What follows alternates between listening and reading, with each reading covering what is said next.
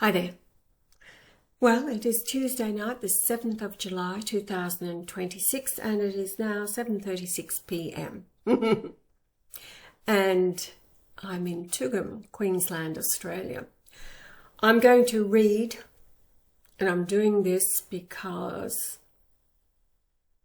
there is so much AI slop out there.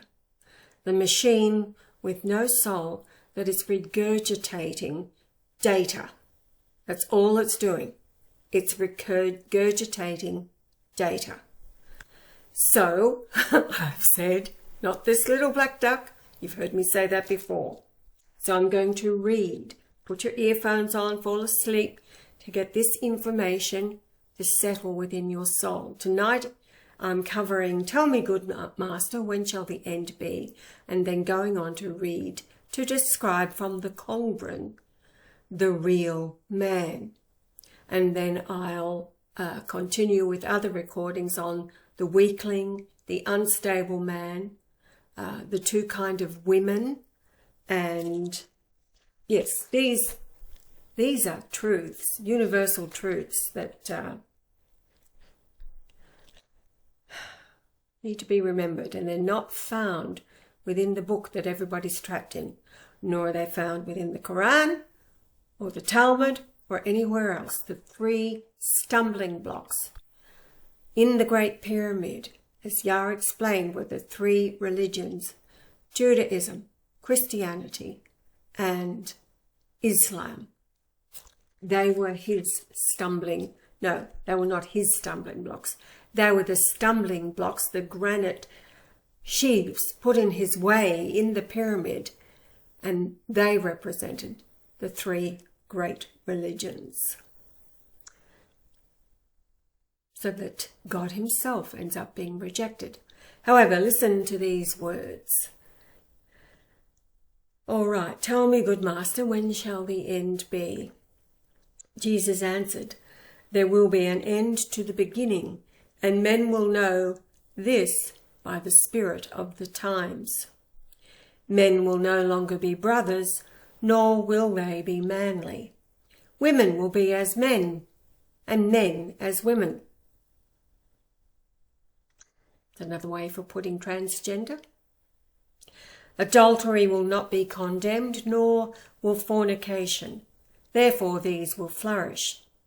Men will not honour their homelands, and there will be no discrimination among them. I'm thinking about immigration. Nor will they maintain the purity of their races. Fathers will not be honoured, nor mothers respected, and children will be encouraged, and criminals will mock the law. There will be incest and rape, and it will be unsafe to walk abroad.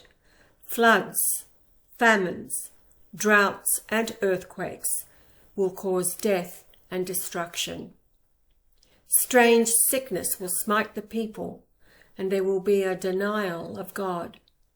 Babes will be slain in the womb. Jesus was then asked if he was one with God, and he answered, it is not in me to state that which I know to be untrue, and truly there can be but one God alone. Because I have been granted visions and insight into things unseen and unknown to other men, what manner of man would I be did I claim equality with God?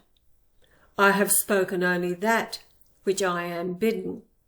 I have said, worship God, who is my Father and your Father. Does this then raise me above other men? I have proclaimed all men are my brothers. And if I have said I am even as God, then truly I have raised them up also. Yet this they cannot see, or is it they fear the burden of their own Godhead?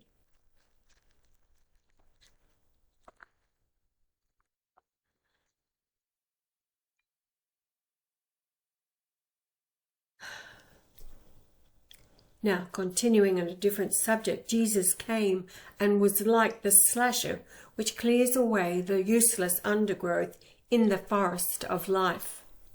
He uprooted and burned that which was unproductive. He planted good trees, but the undergrowth returned. It is time for the activities of good men.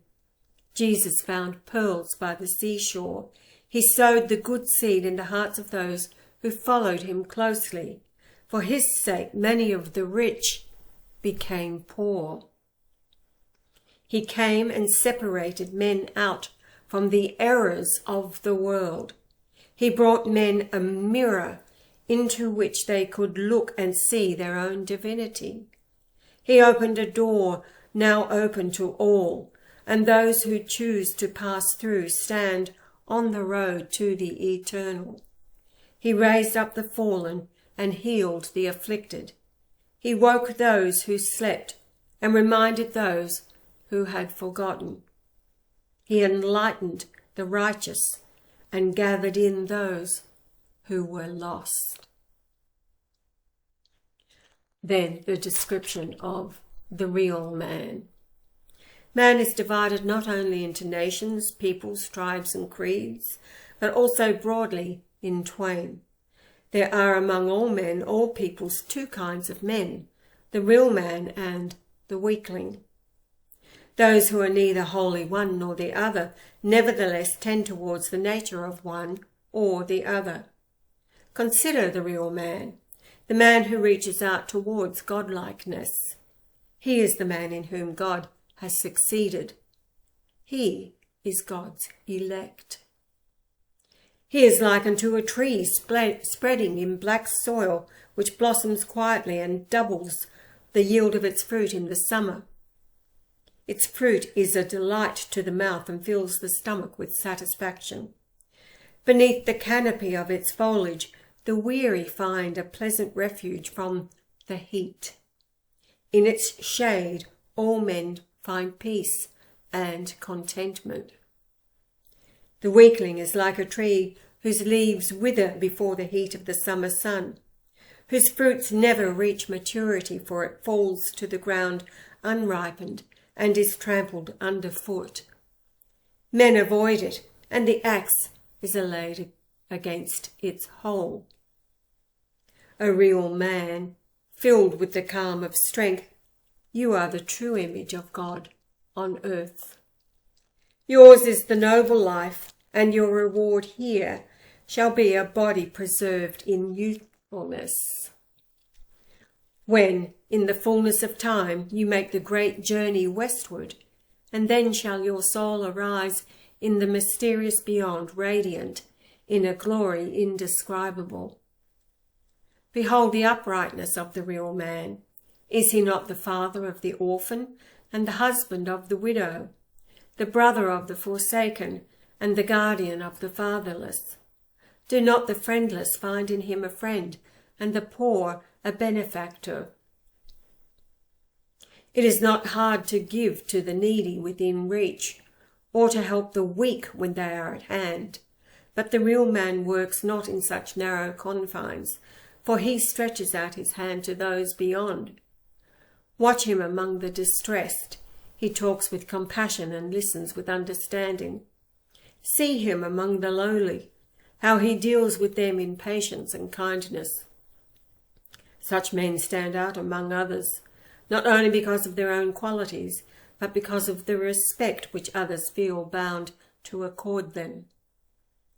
A great man is no less great though he lies prostrate and vanquished in the dust. The real man accepts both victory and defeat for what they really are, a challenge to his manliness. The real man stands apart in greatness because of his outstanding qualities, his love of truth and justice, and his hatred of meanness and deceit. Though great men make great events, even as great events call forth great men, they are not always the children of fortune. Success and acclaim do not always attend to their undertakings, but whether they rise or fall is of lesser importance than how they rise and fall. It is not what a man does that makes him great, but what he strives to achieve. The greatest men have no memorial if their endeavours are unpopular or not crowned with success. For every great man with a memorial, there are 1,000 unknown and unhonoured. The real man remains unperturbed by the whims of life. He does not flinch before misfortune or ease his head when fortune smiles upon him. When misfortune descends upon his head and his hopes and dreams are shattered, he does not go about lamenting in a loud voice, but quietly continues his daily task. If fortune is gracious towards him, he braces himself and is not overwhelmed, for he knows that often it takes a better man to bear the bounty of fortune than to bear the burden of misfortune. The spirit of the real man does not bow before the blows of misfortune, no matter how grievous its afflictions. His calmness deflects its arrows, and his fortitude breaks its thrust. The shield of cheerfulness and the sword of courage he never discards in despair. His contentment is not dependent upon the whims of capricious fortune, and therefore he is not cast down by her indifference. Like the metal measure, he is unchanging under all stresses. But the weakling, like the balances of the scales, is always moving up and down.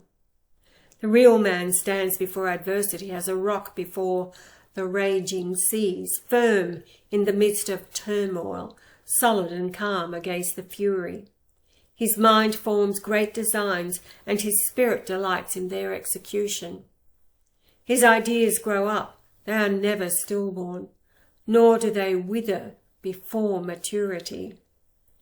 The examples of great men shine before him as visions in the night, and their precedents walk with him by day. His high-hearted love of life exalts the spirit within him. He strains at the traces and is impatient for the run. He rises above the rock of opposition and splits it in twain, as does the sapling. He is like a great oak which rises above the shrubbery in the darkness and shakes out its branches in the glory above.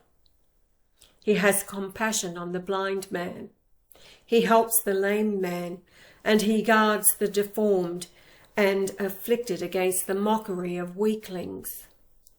He carries himself with the dignity becoming a man. He remains unshaken in calamity. Deceit and hypocrisy are things far beneath him. He has an air of quiet confidence and courage to speak the truth. The thoughts of his heart are the words of his mouth, and whatever he promises is as good as done. The real man is he who serves the purpose of God and carries out his plan. Because of him all men rejoice for what they are, and the weakling he carries as his burden. The crown of glorious manliness is on his head. The mantle of courage is about his shoulders. He stands out from others in the pride and glory of his manhood.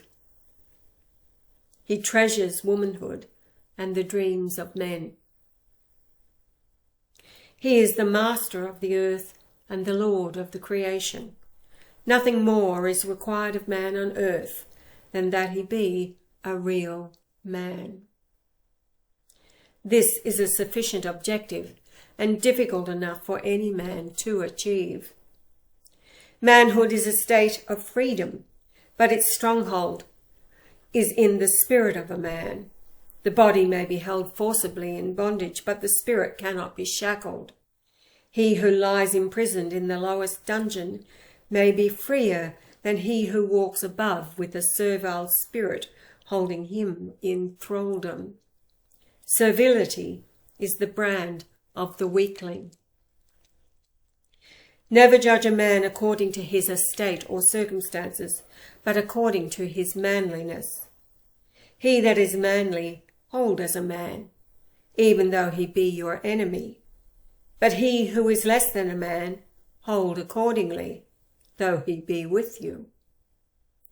For were your enemy a lesser man, he might proffer a hypocritical friendship, and thus destroy you by treachery. It is well never to forget that some friends might be enemies, were they better men. Therefore the measure of a friend's manliness may also be the gauge of his sincerity. A real man does not debase or humiliate the manliness of a defeated foe, for in doing so he reveals his own baseness. It is well to remember that he who fights against you does so in the light of his own truth. And truth, capital T, is not the pawn of battles. A real man is hardy, tenacious, and brave. He is gentle with women and hearty with men. He disciplines himself according to the manly code. He is generous and hospitable. He is alert and audacious. Comfort, intemperance, and overindulgence make weaklings. Struggle, adversity, and self-control make real men. A real man is a real man, and no power outside himself can take away his manliness. He is upright and strong, with a full measure of respect for himself. He is a man of deeds and not an idler. In manner he is quiet and discreet. He is prudent in all things, and with all these qualities go generosity, good nature, and reserve. Be not a loud-mouthed bag of wind, for quietness within a man is as a rock against which the tempest-driven waves of wrath and rage, rashness and haste dash in vain. It is far easier to be a weakling than to be a real man. Were the earth less harsh, or the circumstances of life less austere, man would destroy himself before the shrine of the languid goddess. Only real men with safety can destroy the tangled forests and wilderness of the earth, and make from them gardens. But will those who inherit the gardens be real men? The law decrees that they must be, or the wilderness will reclaim its own. He who would live in a garden must labour in the sun and subdue the soil. He who is content to live in the wilderness may sleep in the shade, but he is a slave of life. The real man stands out above all others. His head is high, his footfall firm. His bearing is dignified, his face calm. His hand steady, his heart tranquil. He sweeps aside all obstacles in his way. He proceeds, though all the dream fiends and powers of darkness seek to bar his way. Where is he who can gather the real men together and make rulers of all men? The earth may resound with glory and greatness.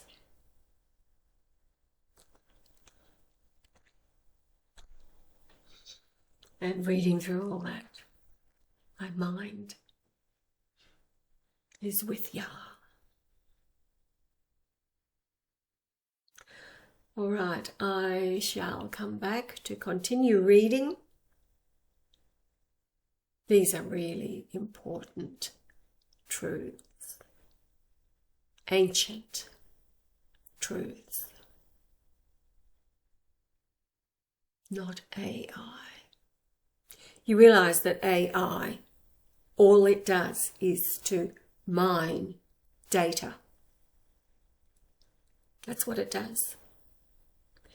So, as Yah explained, so much of our history has been concocted by the victors, those that have the money to do so. Thinking of the Rothschilds concocting the Talpiot tomb, all kinds of things. Well, that's all data. That information is data that has been loaded into computers and therefore on the internet. And that's what the AI gathers. So if truth, capital T, the information about Yah, for example, has been scrubbed from the internet, is not part of the data that the AI mines, then it's coming back with data. That's it. Not truth, capital T. So, I'll be back.